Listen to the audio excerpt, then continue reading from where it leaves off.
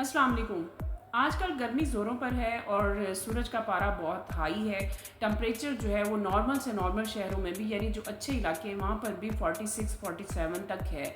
और अगर हम गर्म तरीन जो गर्म मरतूब इलाके हैं उनकी अगर बात करें तो वहाँ 49-50 तक टेम्परेचर पहुँच चुका हुआ है। इस शदीद गर्मी में जहाँ और बहुत सारे मसाइल हैं, वहाँ पर जो लोग बाहर मजदूरी के लिए निकलते हैं, यानी हमारे मजदूर तबका और हमारे फील्ड वर्कर जो फील्ड में काम करते हैं, उनके लिए जो सबसे बड़ा मसला है वो हीट स्ट्रोक का है। यानी गर्मी की शिद्दत से जो हम पंजाबी में कहते हैं ताव पड़ना या लू लगना। तो ये जो है ताव पड़ने और लू लगने में थोड़ा सा फ़र्क है, लेकिन हम इन दोनों को मिक्स भी कर सकते हैं। तो जो लू लगती है उसकी वजह से जो हमारे मज़दूर तबका है या वो लोग जो बाहर सूरज के तरह काम करते हैं उनके लिए बहुत सारे मसाइल हैं। हीट स्ट्रोक की वजह से बहुत सारे लोग बेहोश होते हैं, और हीट स्ट्रोक यानी सूरज की तपश की वजह से जो लू लगती है उसकी वजह से एक अच्छा खासा इंसान जो है बेहोश हो सकता है। इसमें पानी की कमी हो जाती है, नमकियात की कमी हो जाती है, और अचानक खुदा न खास्ता आप यकदम कहीं गिरें तो आपको चोट भी लग सकती है, हेड इंजरी भी हो सकती है, और खुदा न खास्ता हीट स्ट्रोक की वजह से डेथ भी हो सकती है। इससे बचने के लिए सबसे पहले तो ये कि जब घर से निकलें तो सर को ढाँप कर निकलें। हमारे यहाँ पर नौजवान तबका जो है वो फैशन का मारा हुआ है और वो नंगे सर ही बाहर निकलते हैं कि कहीं उनका हेयर स्टाइल ख़राब ना हो जाए। तो इस गर्मी में हेयर स्टाइल से ज़्यादा आपकी जान ज़रूरी है। सो अपनी हिफाजत के लिए सर को ढाँप कर निकलें। ठंडा कपड़ा यानी पानी में गीला करके उसको सर पे रखें। अगर आप बाइक पे ट्रैवल कर रहे हैं, साइकिल पे हैं या पैदल हैं, तो इस तरह आप सर को ढाँप के निकलें। दूसरा ये कि पानी का इस्तेमाल ज़्यादा से ज़्यादा करें, ठंडा पानी पिएँ, और अगर ठंडा मैसर नहीं भी है तो कम से कम ऐसा पानी ज़रूर पिएँ जो नॉर्मल हो और गर्म ना हो। ठंडे मशरूबात का इस्तेमाल बाहर से मिल जाते हैं वो पिएँ, लेकिन कोशिश करें कि जो रेडियो पर ये हमारे आलू बुखारे का शरबत और ये फ़लाँ इस तरह के मशरूबात से परहेज़ करें, क्योंकि इनमें टाटरी का इस्तेमाल होता है, या जो इमली आलू बुखारे की जगह पर जो खटास पैदा करने के लिए डाली जाती है तो वो टाटरी का इस्तेमाल होता है, जो कि इस गर्मी में आपको डायरिया कर सकता है, पेचिस लगा सकता है, मोशन लग सकते हैं। तो इसलिए इन मशरूबात से परहेज़ करें। और दूसरा, हाइजीन का भी कोई ख़ास ख्याल नहीं होता, यानी बर्तन भी इतने साफ़ नहीं होते, और उसके अलावा जो है उसके अंदर जो पानी का इस्तेमाल होता है वो भी इतना प्योर नहीं होता। सो सादा पानी का इस्तेमाल, ठंडे पानी का इस्तेमाल या शरबत का इस्तेमाल, स्कंजबीन का इस्तेमाल ज़्यादा करें। और इसके साथ साथ जो तरबूज़ आजकल अल्लाह ताला ने हम मौसम के साथ जो हमें फल फराहम किए हैं, जो हमें मैसर है, वो खुदा की कुदरत है कि गर्मियों में हमें तरबूज़, खरबूजा और इस तरह के फल मिलते हैं। गडेरी मिलती है यानी गन्ने का जूस है, और हमें ये चीज़ें मिलती हैं ताकि इनके अंदर पानी की मिक़दार ज़्यादा होती है, नमकियात होते हैं जो हमारे जिस्म के अंदर से नमकियात की कमी को पूरा करते हैं। सो तरबूज़ का ज़्यादा से ज़्यादा इस्तेमाल करें, सस्ता है और आराम से आप इसे कहीं भी बाहर भी लेके खा सकते हैं। कटे हुए तरबूज़ अगर वो ढका हुआ नहीं है तो उसे इस्तेमाल ना करें, क्योंकि उससे भी पेट ख़राब होने के चांसेस होते हैं।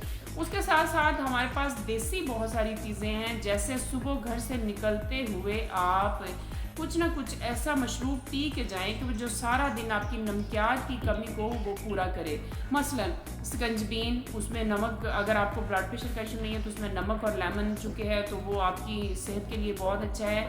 और अगर उसके अंदर आप तुख्म बलंगा, जिसको हम तुख्म मलंगा भी पंजाबी में कहते हैं, तुख्म बालंगा, वो उसमें रात को भिगो के रखें और उसका शरबत रूह अफ़ज़ा में डाल के या स्कंजबीन उसमें नींबू निचोड़ के स्कंजबीन के अंदर डाल के वो आप पिएँ, तो उससे भी आप सारा दिन, एक तो उससे आपको बहुत ज़्यादा एनर्जी मिलेगी, दूसरा आपका मैदा भी ठीक रहेगा और नमकियात की कमी को भी वो फुलफिल करेगा।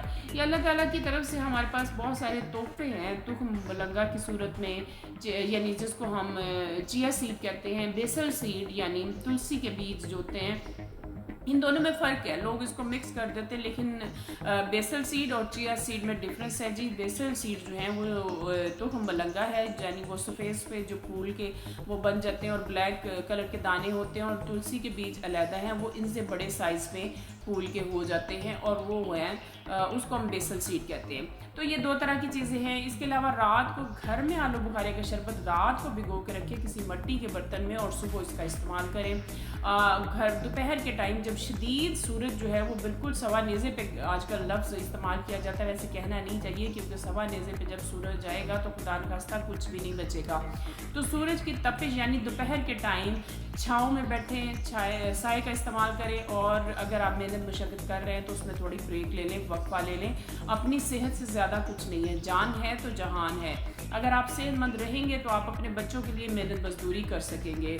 और उसके अलावा ये है कि आप लोग जो है अपने पास कुछ ऐसी चीज़ रखें, कोई अपने पास एक बॉटल रखें जिसके अंदर आप पानी का जो है वो निमकोल और उसमें कैल्शियम आप डाल सकते हैं, वो एक बॉटल बना के अपने पास रख लें। अगर ऑलरेडी आपको कुछ पसीना, ज़ाहिर है जब गर्मी में तो पसीना ज़्यादा आता है तो उससे पानी की कमी होती है, तो वो अपने पास रखें। जो फील्ड वर्कर हैं, ख़ासतौर पर हमारे मेडिकल रिप्रेजेंटेटिव जो उनकी फील्ड वर्किंग है और वो सुबह घर से निकलते हैं, बाइक्स पे जाते हैं, उनके लिए ख़ास ये है कि वो अपने पास पानी की बोतल रखें अपने बैग्स के अंदर, जिसके अंदर निमकोल मिला पानी या कम अज़ कम स्कंजबीन बनी घर से बनवा के उसके अंदर चीनी भी है, नमक भी है, लेमन भी है, तो वो अपने साथ रखें। गाड़ियों में है तो भी, जैसे मेरी आदत है कि मैं अपनी गाड़ी में एक छोटा सा कूलर पानी का भर के रखती हूँ और उसमें घर की फ्रिज की बर्फ़ डाल के लाजमी रखती हूँ। बाहर के पानी से परहेज़ करें, और जो मिनरल वाटर है वो तो मदा अफोर्ड ही नहीं कर सकता, वो डेली आप इतना पानी पिया जाता है कि आप कितनी मिनरल वाटर्स लेंगे।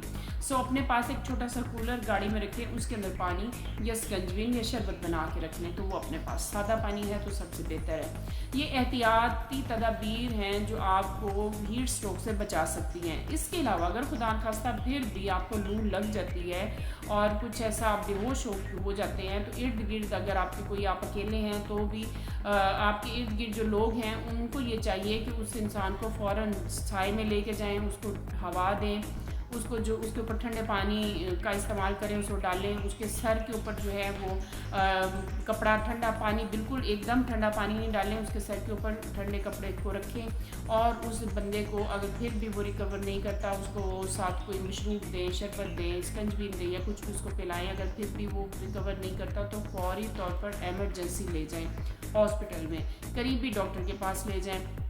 तो इस तरह आप अपनी जो है वो गर्मी से आप बच सकते हैं।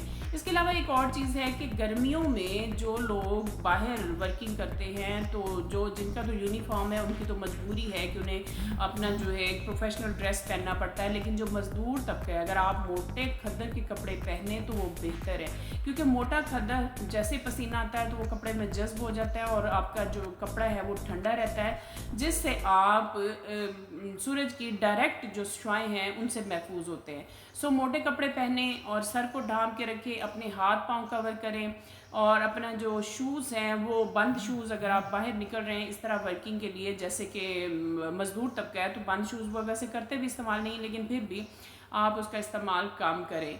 और लोगों से ये कहना है कि जहाँ पर आपको मज़दूर तबका या लोग नज़र आएँ, तो अगर आपके घर करीब हैं तो बराए मेहरबानी बाहर बेशक वाटर फ़िल्टर लगे हुए हैं, लेकिन सबीलें भी लगाएं, शरबत की, स्कंजबीन की, और ऐसे लोगों को पानी और शरबत मुहैया करें। ये सब आपका काम है, अल्लाह ताला हमें इसका अजर देगा। तो जनाब, ये तो थी बहुत ज़रूरी अहम बातें जिन पे आप जो अमल करके हम लोग हीट स्ट्रोक से बच सकते हैं और इस लू से बच सकते हैं। ये पैगाम जो है इसी तरह दूसरे लोगों तक भी पहुंचाएं, और अपने इर्द गिर्द के लोग, वैसे तो अवेयरनेस है लेकिन फिर भी अवेयरनेस देने की ज़रूरत होती है। हीट स्ट्रोक से बचने के लिए इन ज़रूरी बातों पर अमल ज़रूर करें। शुक्रिया।